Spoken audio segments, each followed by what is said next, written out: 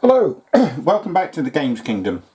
My name's Carl King, and today we're going to be taking a look at my haul from this year's UK Games Expo 2024, and then at the end of the video I'm going to give you a quick review and my thoughts on this year's show, how it compares with other years, and what we've heard so far about what's going to happen in 2025 and beyond.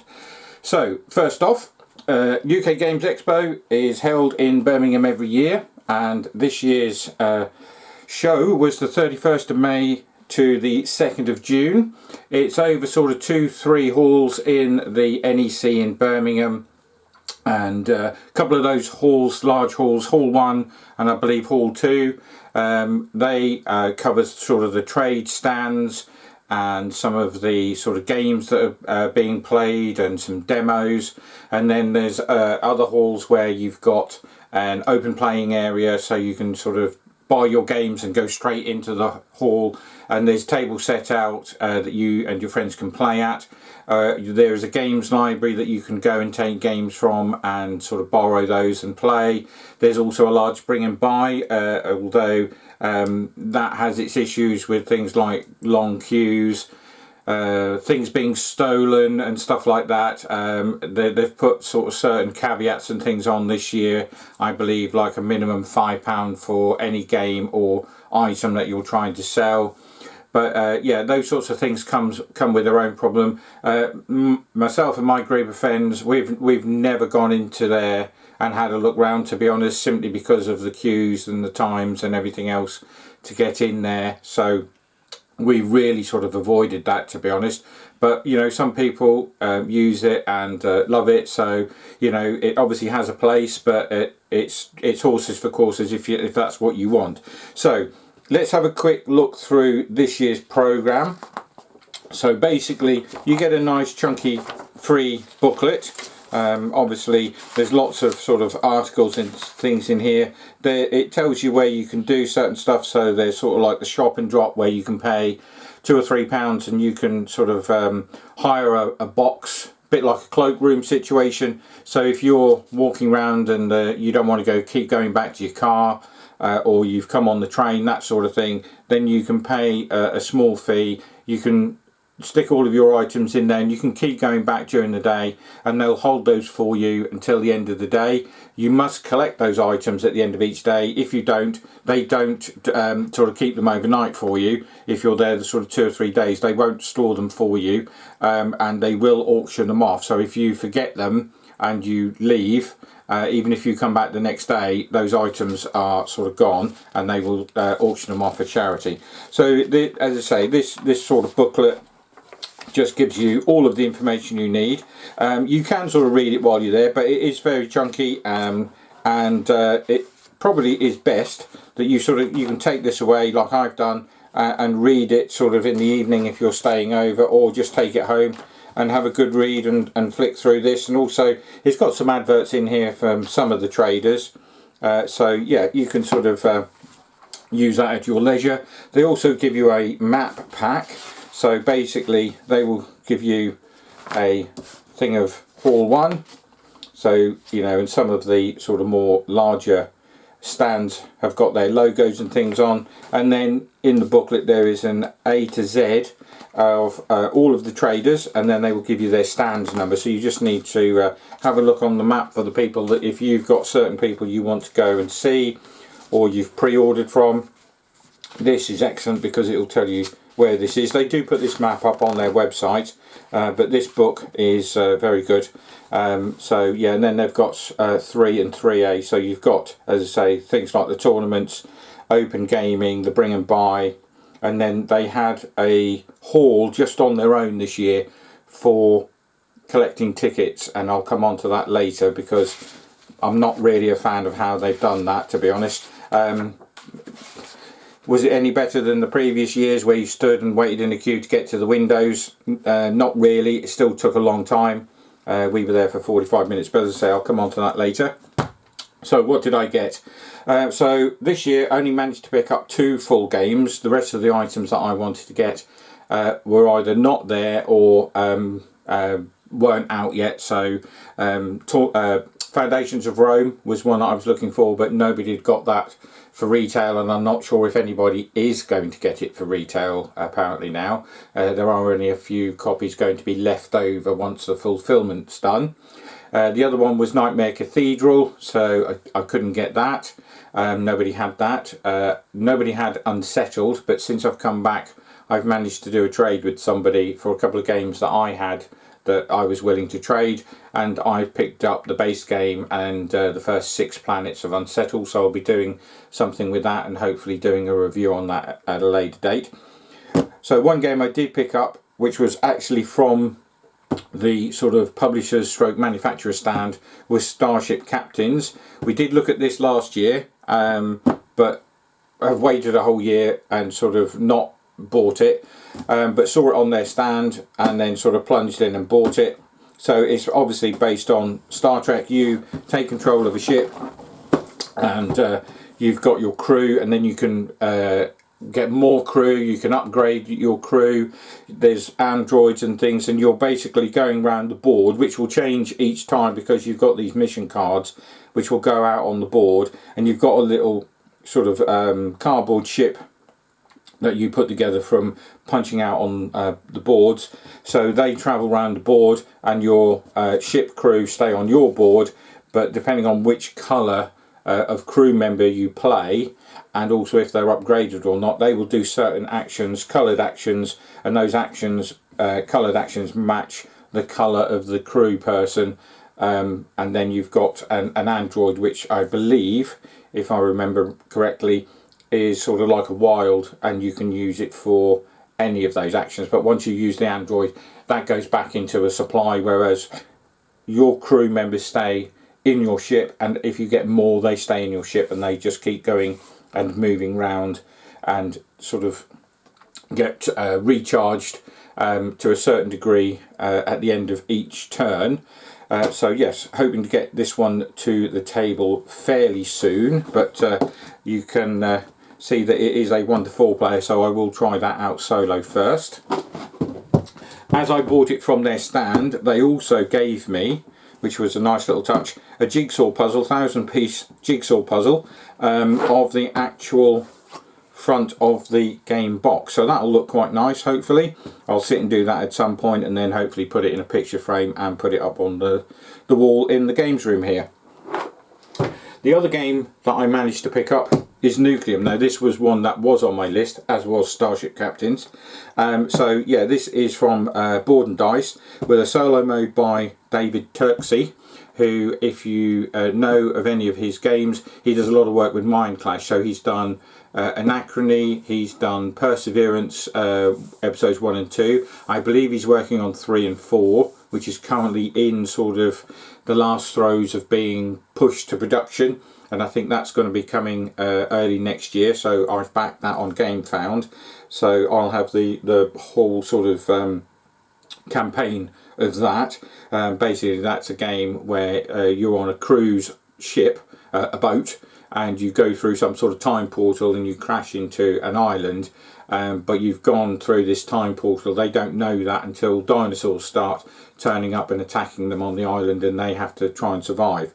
So that was an excellent solo mode, as was Anachrony, of which I believe Anachrony's solo mode is one of the best I've played, even the upgraded one, but the original one was very good as well. He's done this for Nucleum. Now this is a lot heavier game than Starship Captains. A lot of people have said that this is a bit of a sort of next sort of evolve of Brass Birmingham Lancashire. I can see where they're coming from, because there are a lot of similarities between what you do in Brass Birmingham, which is one of my favourite games and is still #1 on BGG apparently, but this is very similar, but also looks to have more going on. There's more things that you can do. Brass Birmingham is you play a card for an action. There's no cards to play in this. You're just taking actions. There's no end of rounds. There's no sort of resetting and things of that sort of Brass Birmingham ilk. You just keep going round and round. You have a first player each turn. There is a first player, and when everybody's had a go, that just simply moves and you keep going. And there's only a certain amount of things that you can do, but you're building stuff out on the board. You're still trying to build little rail links, but there's not as many on this as there is on Birmingham. You're putting buildings out on the board. There's also some sort of power plants already out on the board, and by using and utilising those when they've had a link sort of put between the sort of coloured cities on the board, your engine on your board does certain things, and then you will sort of get victory points, and you'll go around the board. And there's 5 different triggers to ending the game. Once the first 2 of those have been met, 2 of those 5, you start the end game sequence, and then you all get, I believe, 1 more turn, and then you tot up the scores, and whoever's got the most points is the winner. You've got some tiles where you start off with a set amount each player. So there's this is a 1 to 4 player game. You've got some intricate little boards where your players either A, B, C or D. You sort of randomly draw those at the start, and then you get some tiles, and then you can play those tiles to the top of your board, and that allows you to do actions. You can also use more of those and buy more of those during the game, because on the flip side of 99% of those tiles are the railways. So you can either use these tiles to play 1 or 2 actions, or if you want to, you can place it out on the board, but then obviously you're losing the potential of using those as future actions in the game. So you've got your standard ones that you start with. You can purchase more, and as you purchase more, you can then utilise those out on the board. And you will need to do that to progress in the game. And all of the rail links are sort of communal. So if somebody builds a part of a rail link and you help to finish it, then you both get the benefit of that rail link between any 2 or more of the cities on the board. So it is quite a heavy Euro game apparently, but myself and my gaming friends are getting more into these sort of more heavier Euro games. So again, I'm looking forward to getting that to the table in a solo form, playing a few games of that, and then getting my friends to play that as well. Now the only other few things that I managed to buy, I stopped by the Hegemonic Projects games stand and picked up the missing expansion for Hegemony. So this is historical events.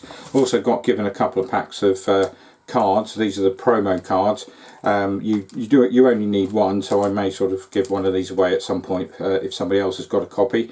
So I'll put one into the game and keep one in the clean sort of folder. But yes, again, this as a show sort of deal type thing, I've seen it online at between sort of 12, 13, 15, 16 pounds. They only charged people a tenner at the show, so that was good.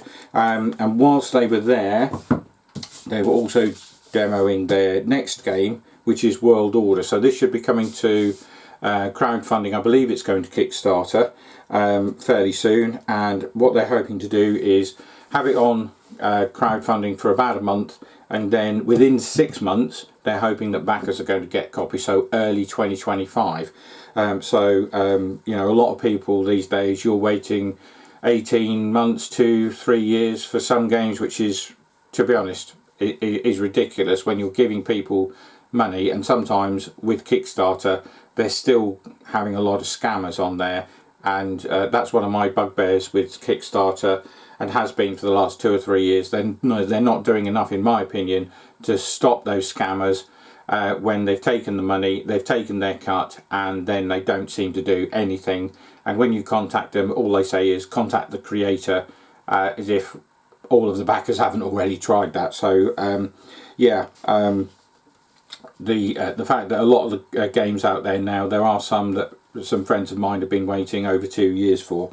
So I don't think really in this day and age you should be waiting that long once you've given your money to a campaign and it's funded. So the only other thing I bought for myself was a new mug, and this was from a company called Footprints on Forever. They had a stall. They were selling clothing and t-shirts and jewelry and things, and they were selling various versions of different mugs, including different colours of these. And excellent price. This was like £8. Normally you'd pay 10, 12, 14 pounds for one of these in a shop, and they were selling them for £8, and they were doing a roaring trade with the mugs and things. And yeah, check them out. As I say, it's Footprints on Forever, and they've got a nice product range. The only other thing that I managed to get was from Lucky Egg Games. I managed to win a bucket hat, playing one of a sort of roll the ball down a table into holes at the end of the board, and depending on what hole, if any, you got your particular size sort of golf ball, tennis ball or whatever into the hole, you picked up a prize. So yeah, I was quite fortunate to get that. So that was my very small haul this year. We did buy for one of our gaming friends, we did buy a copy of the White Castle, so he's got that and he was absolutely over the moon with that, and so will we be, because hopefully he'll be getting that to the table with us again within the next few weeks. So yes, what did I think to the show? Again, an absolutely fantastic show.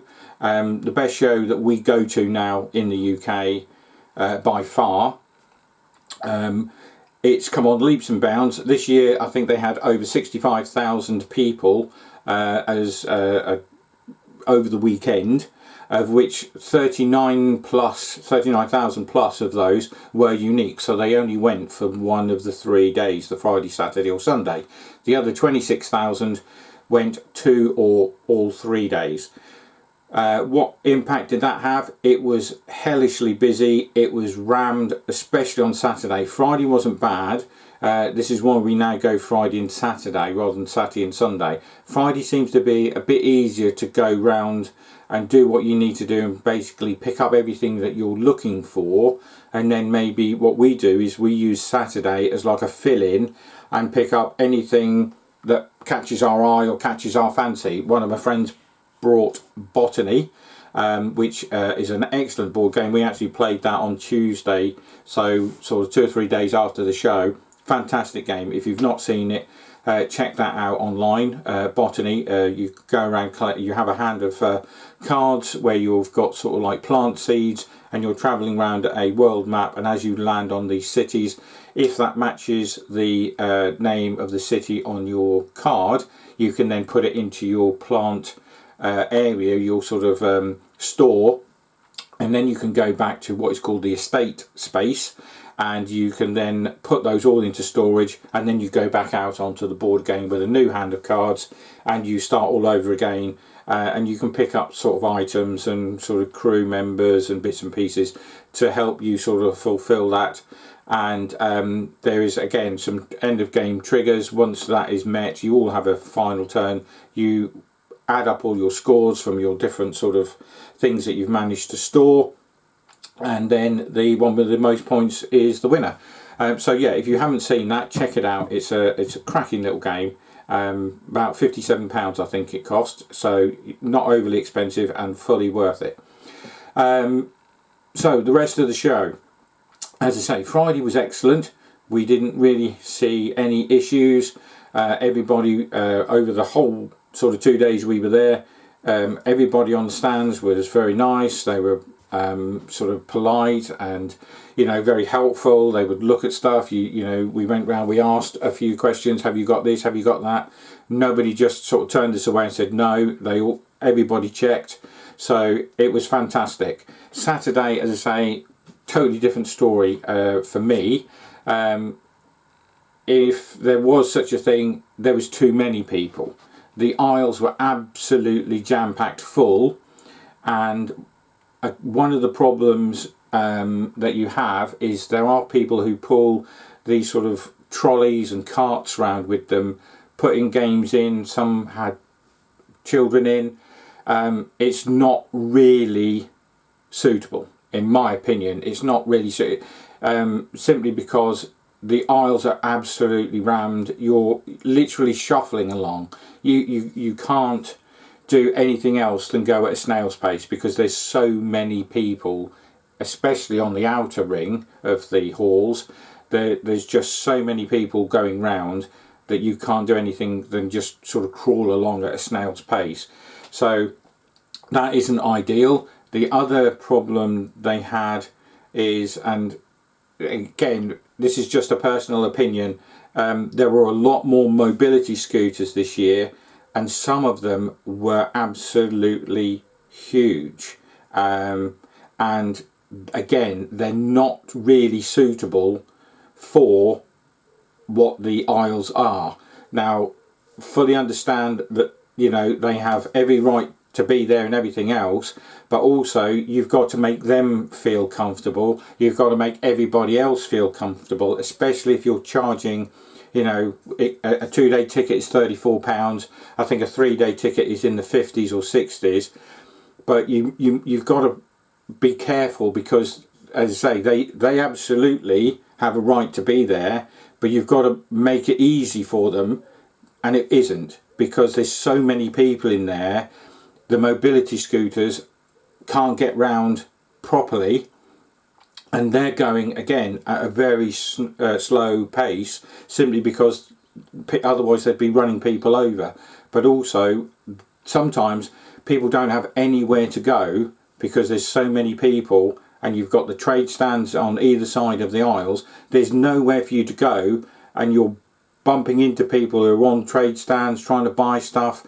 You're knocking into them, they're knocking into the stands.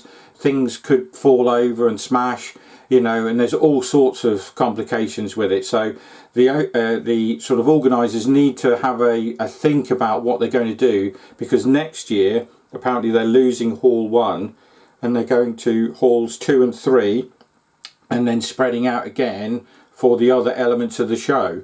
Well, this year they lost a whole hall just for ticket queues, and to me that's just dead space. We went in there at just gone 10 and it took us 45 minutes to get our tickets. In this day and age, that's not really acceptable.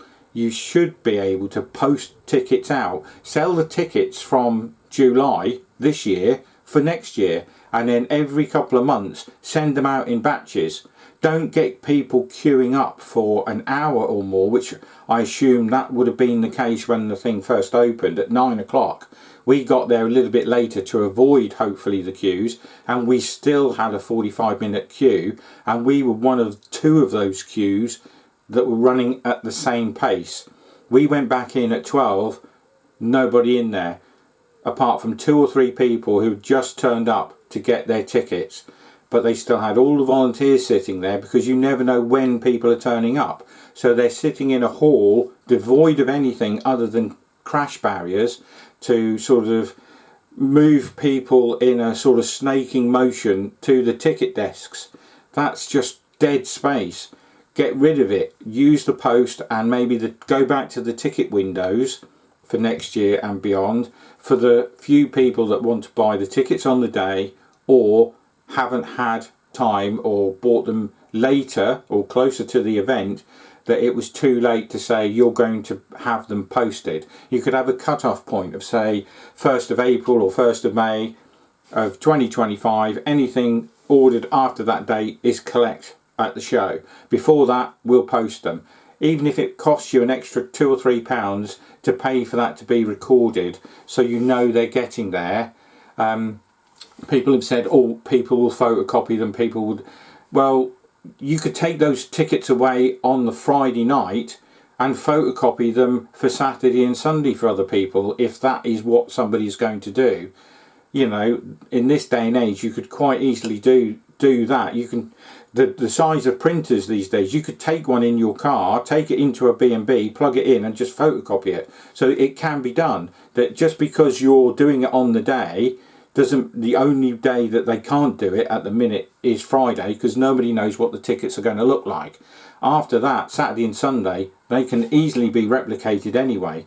So, and I don't think people would do that, to be honest. And also, you will know, you could put something on there that if it's photocopied or whatever, or scanned, it shows up something that is sort of like embedded in the actual ticket itself. I'm sure there's ways these days that you can do printed tickets sent out in the post, so people have got them months and months and months in advance, and all they do is they turn up, they pick up a lanyard and they walk in the door, just like they're doing now after they've collected tickets. But you need to sort something out, and you also need to think about the spacing in the halls, and maybe have 3 halls for traders, not so much just to get more traders in, but to spread those traders out and maybe make some of those aisles a bit wider and a bit bigger, just so that on the busy days, because if you're going to keep increasing your numbers year on year, you must do something about the space, because eventually it'll get to a point where people will go, I'm not going, it's not comfortable, it's dangerous. It's happened to other shows. It happened to the Derby World show when it moved away from Donington Park and the university. It went to somewhere in Northamptonshire, and it lasted 1 year because traders were just jammed in. They still kept the tournaments, they still kept the bring and buy, and nobody liked it. So everybody said, we're not coming back. The traders didn't go back, and the show's not run for the best part of a decade. Don't let that happen to the Expo. The Expo is the best show we've got in the UK currently, and is brilliant for getting people and young kids into the tabletop board gaming hobby and the role playing and all those sorts of things. Don't let the success kill the show. You must do something about those issues of tickets and space and halls, because if you've lost hall 1, you need a rethink. They've already said what they're going to do, but looking at it, I'm not sure, based on this year's numbers, if you get those numbers again and potentially more, that people are going to go. Some people might pay for 2 days and not go back for the second, if it's that uncomfortable and unbearable and you just can't see anything, you can't play games. We got to play, in the last 3 years, we got 1 game in. The rest of the time, everything is booked. You know, there's no space with sort of demos and new games and playing things. You need to make sure that these things don't kill off your show. So yeah, that's that for me. That's my little sort of review stroke rant, or comments and opinions on UK Games Expo 2024. If you went, please feel free to put your comments down. Do you agree with what I've said? Do you disagree? You know, everybody's got an opinion, and rightly so. These are just mine. They're, you know, not my friends or anything else, or people I've seen online. They're just me walking around as a paying punter saying, you know, at times it wasn't nice, it wasn't comfortable. Will it stop me going next year? Absolutely not. But in a few years' time, if things are out of hand, then maybe so. So let's hope that that doesn't happen, and the show continues to grow from strength to strength for years to come, gets more halls, more traders, more people, and, you know, becomes the UK version of Essen, hopefully. Let's try and do something with that, or maybe even go somewhere else. Find a different venue where it's just a massive area and everything's in one building under one roof. You're not going from hall to hall, but where that would be, who knows. So until we do this again, it's bye for now.